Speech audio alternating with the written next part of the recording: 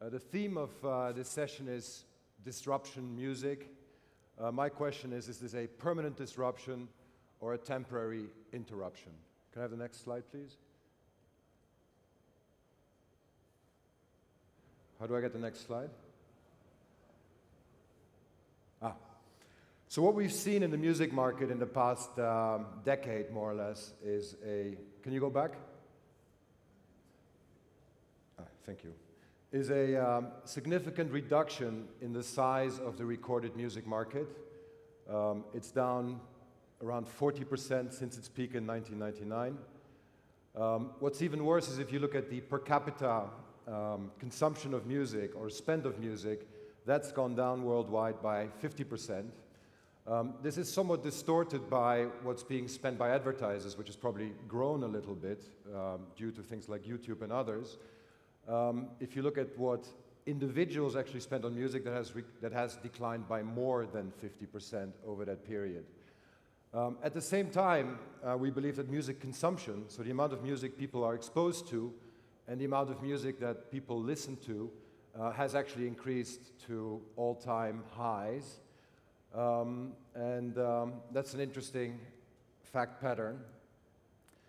The key factors that have caused this deflation are a multitude. I think the most important thing has been the move to digital, which has caused the unbundling of the album. So instead of having to buy 15 songs in a package, like a cable bundle, you can now buy songs on their own and you just buy the ones that you actually like. The other real key area has been the collapse of offline distribution, the disappearance of record stores. Digital has obviously made it very easy to pirate and steal music. That's been a huge factor here. And I personally believe that there's also been an interesting development in the music industry, unlike any other industry, where technological development here has led to greater utility. It's much easier to listen to music than ever before. But meanwhile, the quality of the format has consistently declined. It's gotten worse from vinyl to CD, and from CD to MP3.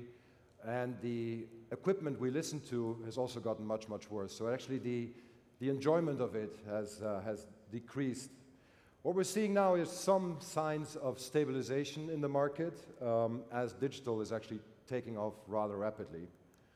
There have also been some soft factors. If you look at this thing here on the left-hand side, this is probably a record store. I think it's Tower Records on Broadway, which used to be my first stop as a teenager. Whenever I'd go to New York, I'd spend days there browsing for new interesting music. That whole experience is gone. This is what happened to the stores, and where do we go now to discover? The other factor has been commoditization. You can find music anywhere in lousy formats. It's become a product of limited value to some extent, and there's too much of it in a way, and it's been very difficult to discover new things the way we used to discover things. So the big question is there light at the end of the tunnel now, or is it just another train coming towards us?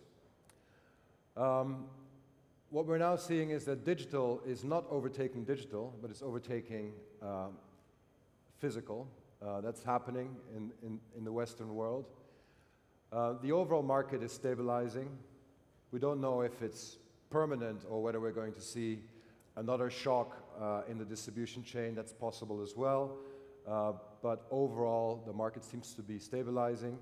There's very strong anti-piracy momentum in many, many markets. And most importantly, what we're seeing is new retail and distribution models in the digital world, which are focused on mobile. And we believe that mobile is one of the key tools to enable monetization of music going forward. We're seeing the rebuilding of distribution. iTunes is now launching in numerous markets around the world. Deezer, Spotify are coming up. Beats is launching a streaming service. So there are a multitude of these services coming along. So overall, we think this is a very, very positive trend, and we are obviously optimistic, otherwise we wouldn't have bought Warner Music last year. The big question now is if we're seeing another format change in the industry. The real defining things for the industry have been the move from single to album, so the bundling.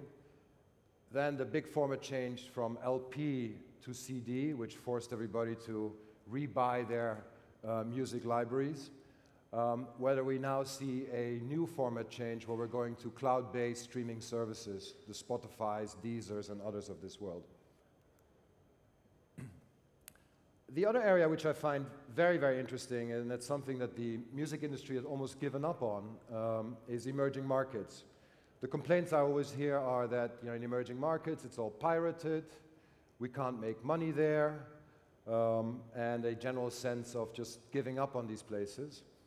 On the other hand, it seems like the music industry to some extent expects people to still buy CDs in emerging markets because we have not stimulated much of a digital distribution infrastructure there.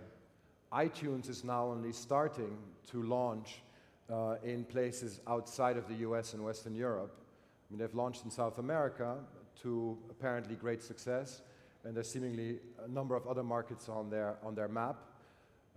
We have just invested in a company called Deezer, which is focused on bringing streaming music, obviously first to Western Europe, but then also to major emerging markets.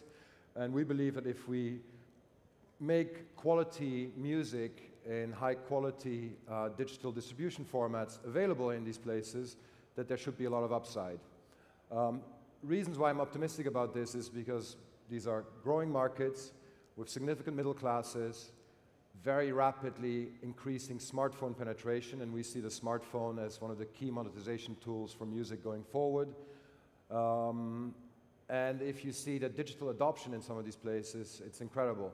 On the right-hand side here, we see the top 10 user bases of Facebook. Out of the top 10, 6 are so-called emerging markets. On the left-hand side on the slide there, you actually see what the per capita spend is in all kinds of different countries. And what you see is that in emerging markets, it's dramatically lower than in the Western world. So there should be some upside there. At least that's what we're banking on. What do we need to do? We need to continue to battle piracy, obviously stimulate digital distribution platforms. We need to counter the commoditization. This is a very broad statement. I'm not sure how to, but I think it's an important point. And we need to re-engage listeners. And I've put 2 pictures on here which are somewhat random, but which triggered me. On the left-hand side, what you see there is a used X-ray photograph. Those were used in the old Soviet bloc countries in the 40s and 50s and 60s to record illegal music. So people would bring in a record illegally, Rolling Stones or God knows what, and they would reproduce them on a soft laminate, and they actually used these used X-rays. The reason why I'm putting this up is that this is a form of very high degree of engagement where people do crazy stuff in order to get their music. We don't have that anymore, but we should figure out ways of getting some of that feeling back. The other one is social. This is, when I grew up, you were defined by your record collection and your stereo, and there was a social listening experience where people would go to each other's places and listen to each other's music. That is to a certain extent gone now as well. What I now see when I take the tube in the morning is a multitude of people in their own world with their shitty headphones on, listening to their own personal experience, and there's very little of a social experience outside the concerts. This is something I think we need to figure out how to rebuild. What is Axis Industries doing? Axis Industries is the company I work for. We're a diversified industrial holding company. I'm responsible for our TMT business, and we're investing in all kinds of things in sports, media, online, telecommunications, a wide array of things. But what are we doing in the music space? We have obviously made a very significant investment in content. We acquired Warner Music. We acquired it as an ongoing business, not just to milk an existing catalog. We actually believe in the creation of new IP, new content, not only pop and electronic dance music, but also music that can be considered as more art or things like that. We're very active in the development and stimulation of new digital formats. We want to work on how to increase the quality of consumption. We're involved with Neil Young's project, where he is trying to create a high-definition listening format called Pono. There are other initiatives of that kind. We're very active in the rebuilding of distribution in a digital way. We've invested in Spotify.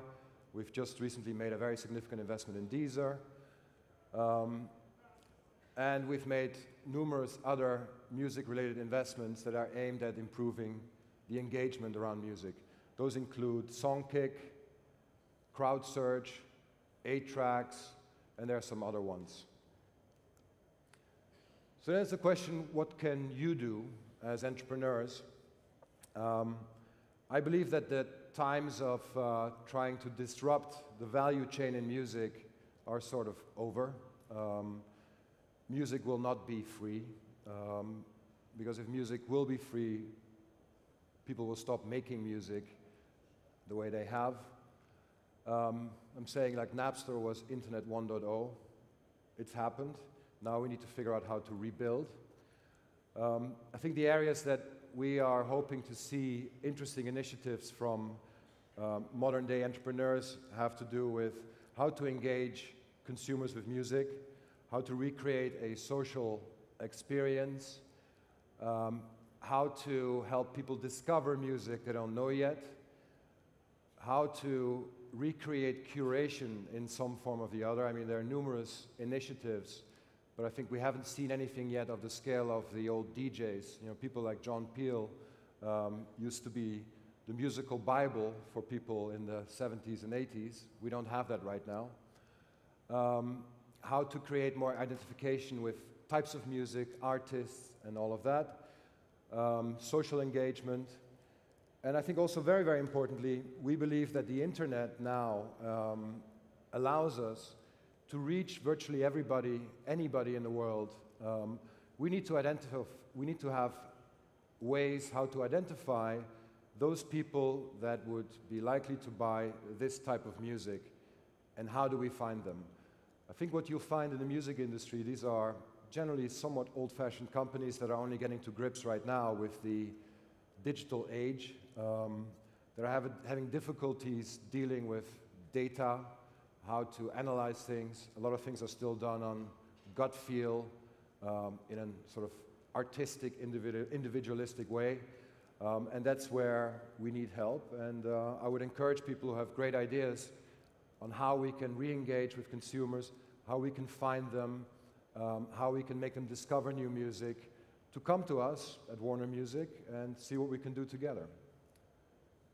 I would like to now open it up for questions, comments. Please go ahead. It's Patrick Martin, Allegro Capital. Sorry, it took a while for the mic to get to me. What's the percentage of revenue you get from digital as opposed to physical distribution right now? It's about half. And it's growing strongly? It's growing very, very rapidly, yes. So when do you think physical distribution will stop? I personally don't think physical distribution will ever stop. I personally think that the CD may disappear, but vinyl will always be there, and it's actually growing quite rapidly from a low base. I think it will take a number of years for the CD to disappear, but I can see that happening in the next, within the next decade. Okay. Thank you.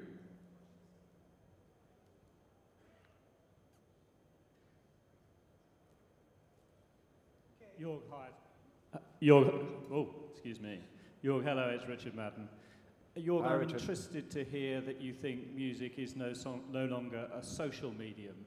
When I watch my children, all they ever seem to do is share their music with their friends. Isn't it just a different sort of social? I think it's, what we're missing right now is the immediate social thing, real-time social sharing. What we do see is that people send each other videos, tracks, things like this. You can see what your friends listen to on Spotify. what we're really missing is the social bonding of people listening to things at the same time outside of a live concert. And I think that's something I'd like to see come back in some form or the other. I don't know how, but I'd like to see ideas there.